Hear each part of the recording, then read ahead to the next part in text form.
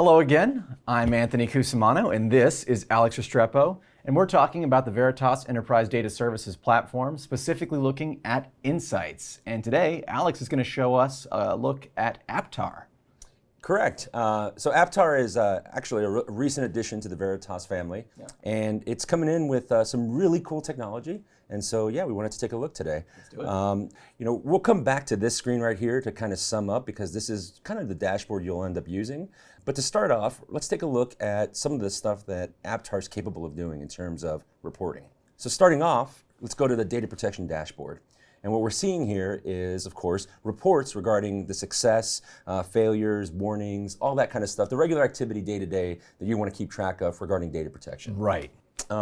So if you're familiar with Veritas, chances are you're familiar with Net Backup or Backup Exec and reporting from various sources from that point of view.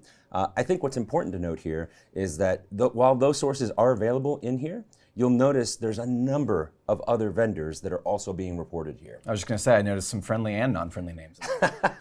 Sure, depending on your perspective, there's some non-friendly names on there. But importantly, I think everybody understands that we have very diverse ecosystems out there. And you're going to have some vendors in there for niche cases. Sure. And you want to make sure that you're keeping an eye on your entire environment and not just part of your environment. And this actually does that from a true single pane of glass, as opposed to individual single panes of glass, which end up being a pain in the butt. Yeah.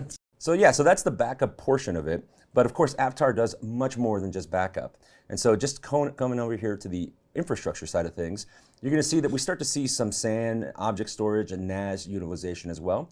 And importantly, you're going to see, once again, a number of different vendors. All the big names are on here that you would be familiar with. And importantly, anything that really has CLI interface can kind of be customized. If there's an API tap, we can likely work with them. So there's any number of customization that can be added into here. But being able to get the same level of granularity you get from the individual point tools. So as an example, Pure Storage is going to have reporting for Pure Storage, but they're not necessarily going to have reporting for EMC storage. Right. And we're capable of doing all of the above from one pane of glass. This is truly a dashboard for everything. That's accurate, yes. And it's not just storage and it's not just backup. If we're able to go into the inventory over here, you're going to see that we can actually start to take a look at cloud instances. So Azure, Amazon, for sure, and others. And of course, virtualization, very importantly.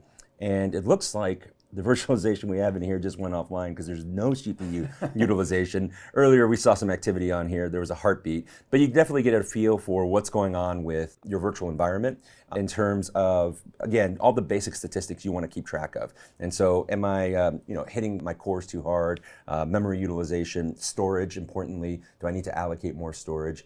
All of that can be done from here. And again, these tools are readily available from the individual vendors, right. But having one IT dashboard, because so many folks are asked to wear so many hats nowadays, that's what this is providing for you. I'm also noticing we've got status symbols in there, so this actually seems like a really cool way to be able to track any kind of errors, critical warnings, failures on all of our virtual infrastructure. That's correct. Yeah. Track and report and make sure you're covered, right?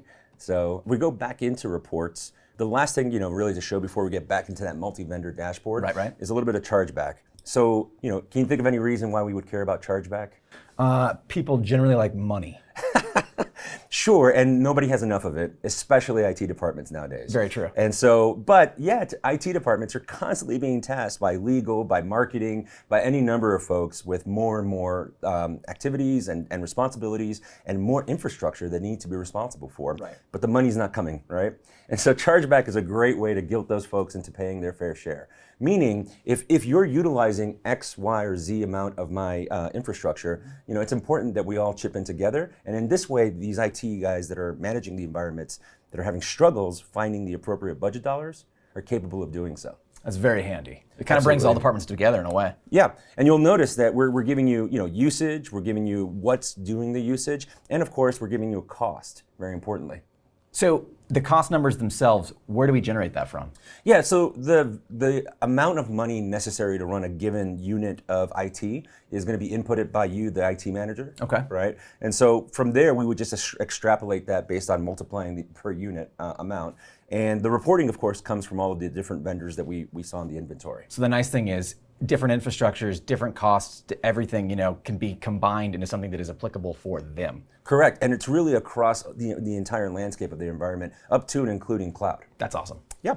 And so lastly, if we just go back to where we started in that multi-vendor dashboard, again, this happens to be a backup dashboard, but we have equivalent dashboards for a number of different infrastructure components, including everything we covered today.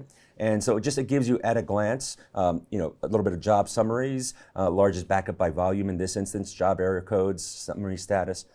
All of this is customizable. What matters to you on a day-to-day basis, that's what we can put in here and show you. This is super handy. Thank you so much for showing us, Alex. Yeah, thanks a lot for your time. Yeah.